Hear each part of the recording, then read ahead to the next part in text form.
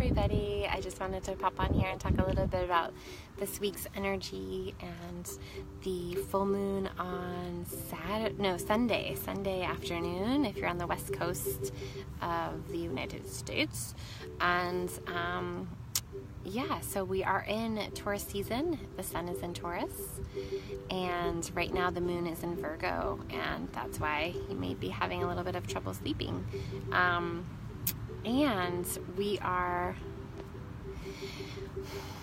tomorrow going to have a exact conjunction, which means they're at the same degree of Pluto and Mars. What's interesting about this is that we started this moon cycle, so we're getting closer to the full moon. If you look at the sky, what you'll notice happening is that it's building, it's getting bigger, right? And that it's moving further away from the sun. As it does, it comes into opposition. That's how it's fully lit by the light of the sun, right? And so as that happens, we have it comes to the opposite sign. So we have the sun in Taurus and the moon in Scorpio. And the sun in Taurus is all about grounding, sturdy, sensuality, feeling into our bodies, feeling into the grass, feeling into our plants, getting our hands in the earth, and also like working our craft and like working at things. Okay, it's an earth element, so you might find yourself wanting to start new projects or get your hands in the earth. And when we have the moon in the opposite sign in Scorpio and we get a full moon, I've talked about this opposition a lot because it's I feel very connected to it. So when the moon is in Scorpio, that is our internal. So the external and the way we're viewing things is like we want to be outside and we want to be working on things. And then when we have the moon in Scorpio, it's like our internal experience is very intense. There's a lot of transformations happening. And so thank goodness we have the sun. Thank goodness we have the flowers. Thank goodness we have places to be in nature, So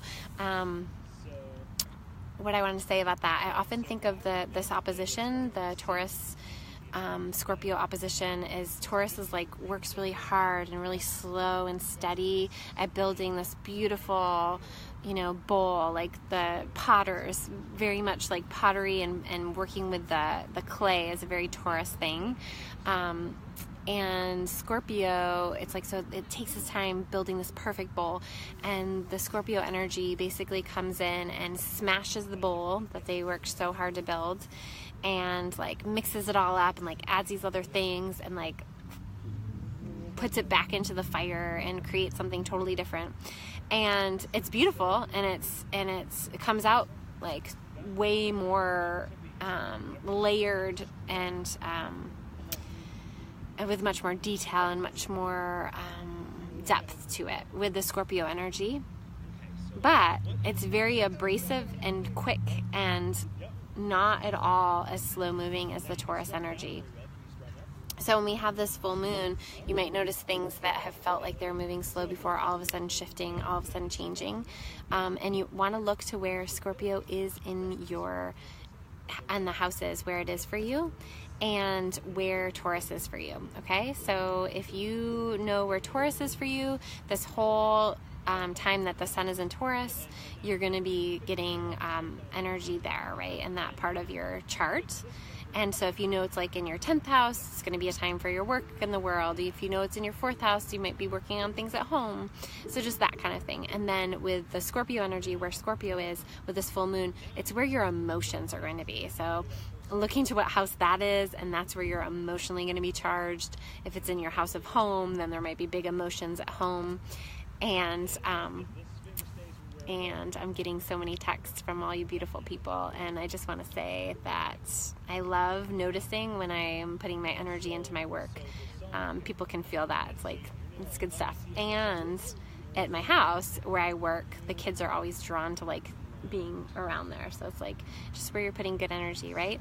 So hi Jennifer, how are you? Aquarius. So I was just talking about this full moon and how it's in Scorpio and the sun is in Taurus, and they're both fixed signs. And I was just talking about the energy of both of these being pretty intense and very stubborn and yet things can shift really quickly for us. And so there's a lot of other things that are, there are a lot of other, sorry, I keep getting texts. So there's a lot of other things happening. So tomorrow we have a conjunction of Pluto and Mars. And this is what I was talking about. Okay, this conjunction is interesting because we started this cycle with the new moon in Aries. And Aries is ruled by Mars.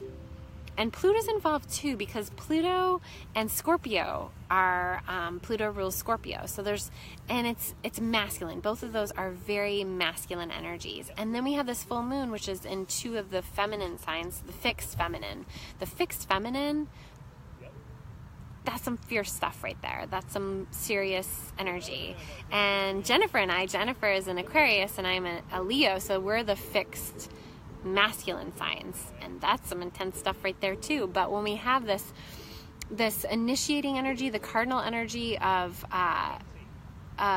Aries starting a cycle, this is really important that we remember what our intentions were at the new moon, remembering what our intentions are in general as a human. Like, I'm having this come up where I'm like, I just got like a to-go cup and I was like, I don't want to do that anymore. Like, if I think I'm just like not gonna get to-go cups, and like if I want to get something to go, then I just can't if I don't have my cup with me. Like, just like those kind of things, like revisiting things where we've kind of let go, or where we've been like, oh, it's okay because I'm busy or whatever.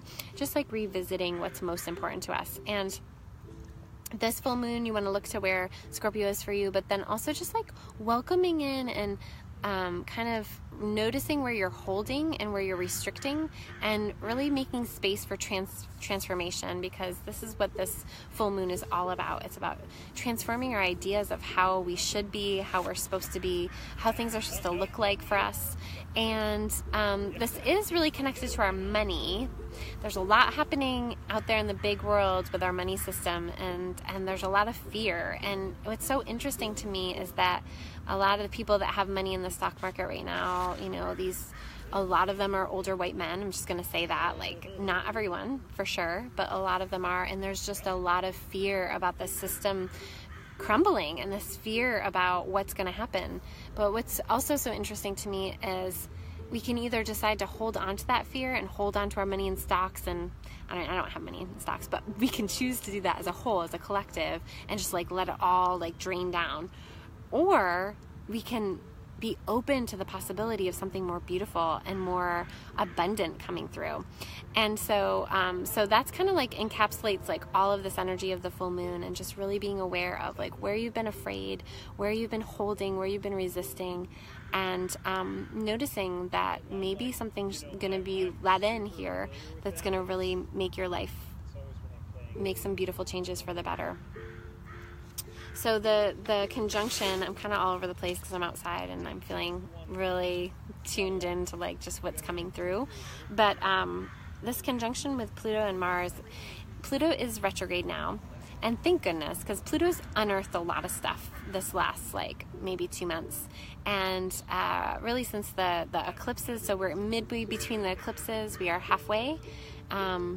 And with Pluto energy, since it is retrograde, it's already done the unearthing, and now it's just like showing us what's been unearthed. And because of that, it can feel intense. Like, there's a lot that happened. I know that we've all been tuned into our phones and our screens, and a lot of the stuff that's happening out there in the big world is in some ways, a lot of the time, kept from us. And some of that stuff, like, it's not going to be new information that comes forward, but it's information that we need to process. And there's a lot of that that's going to be coming up. It's just like, okay, wow, that exploded. That was chaos. That was crazy.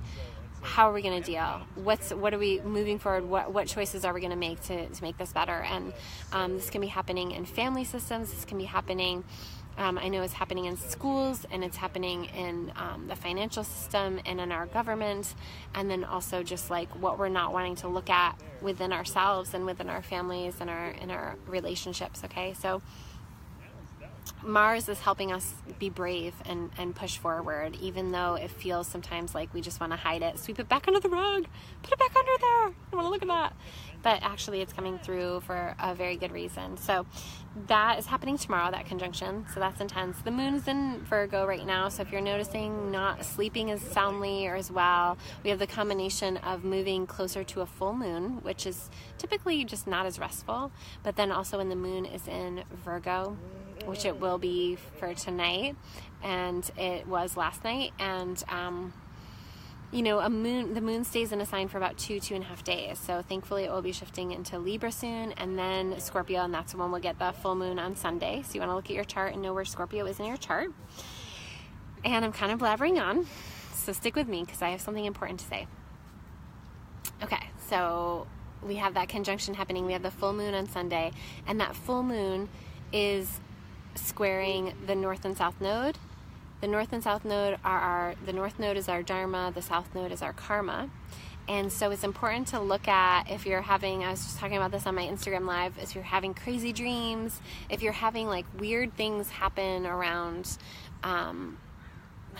like synchronicities, but also synchronicities, deja vus, like weird experiences I'm not going to tell you guys about it because, you guys already know definitely like open to things and talk about things, but sometimes I feel like it doesn't really help to talk about my own experiences. But there's definitely a lot of synchronicities happening, and there's a lot of deja vus, and waking up from dreams and being like, wow, I was really busy in my sleep. Like I was definitely like more busy in my sleep than I am in my day-to-day life. Like I was getting some stuff done, so good on me. And it's true that when we're sleeping, that is really when we get a lot of like things happening and things shaking out there in the universe. So letting yourself, even though sleep has been hard, trying to sleep enough, and then also just maybe keeping a dream journal just for the next few days, seeing what comes through. And the square to the nodes, the north and south nodes, so we're halfway in between eclipses. Look back to, allergies are rough out here in the grass. I don't think I have anything to drink either, so sorry, I'm going to have to end this soon. But looking to where Leo and Aquarius are in your chart as well. They're all fixed, so you want to know where that is happening. When we had the eclipses in end of January, beginning of February, that we're halfway between the eclipses. So we're halfway between there and the July eclipses. We're going to have July 12th and July 27th eclipse Cancer and Leo, or Cancer Aquarius. I'm sorry. Something. I will share more about that later, but the main point is that these eclipse times are big flushes of energy, and we're still processing this last eclipse. Like the energy stays for 6 months, so we're halfway through, and so you definitely want to give yourself a pat on the back and look at where you were at the end of January, beginning of February. Sometimes we get into this place, like I know I'm like, oh my gosh, April flew by, I don't even know where it went. But we have to honor that we have done a lot, and we have grown, even if it's on the internal landscape and not so much that you can see, but looking and giving appreciation for how far we've come, and then like also looking at intentions or like things you were thinking, or look back to writings that you had or appointments that you were having during that time, and look at where you were at in your headspace and where you're at now. And wow, like just like having trust for the future based on the fact that we're still here and we're still kicking it, and like things are beautiful. So there's a lot of fear swirling out there in the world, and it can be hard to ground down and feel your connection with the earth and feel your connection to each other, but it's the most important thing right now. So looking at intentions you set at this last new moon, and then also looking at intentions or where you were at with the last eclipse, so that you know kind of what else you want to kind of move forward on before the next eclipses in the summer.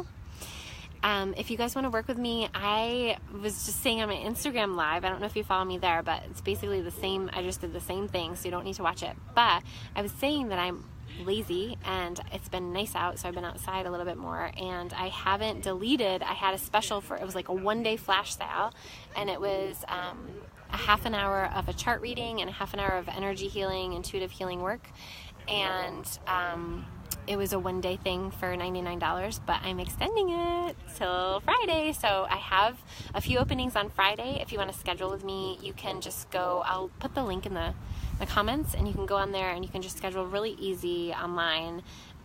Make sure you have your birth information, because half of the time will be spent with the chart and half of the time will be spent doing energy work. And schedule for Friday, and you'll still get that $99 deal. If you have any friends that you know could benefit from clarity and grounding right now, we probably all can. It's so good to get an outside perspective and to get just some support and love right now. It's so important right now. So if you know of anybody that might benefit from that, definitely share this video, or because I'm talking a lot, maybe just share the link.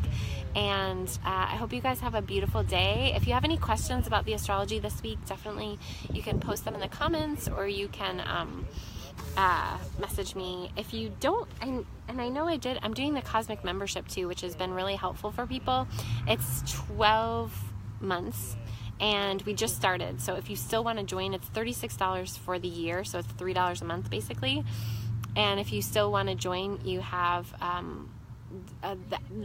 you have about a week to join, because I don't want you to miss the next one. We had a live call, and that's recorded, and I can send that to you. And then the Taurus workbook, which is going to help you look at where Taurus is in your chart and what kind of things you should be planning around and utilizing for clarity and all that good stuff, and planning and success.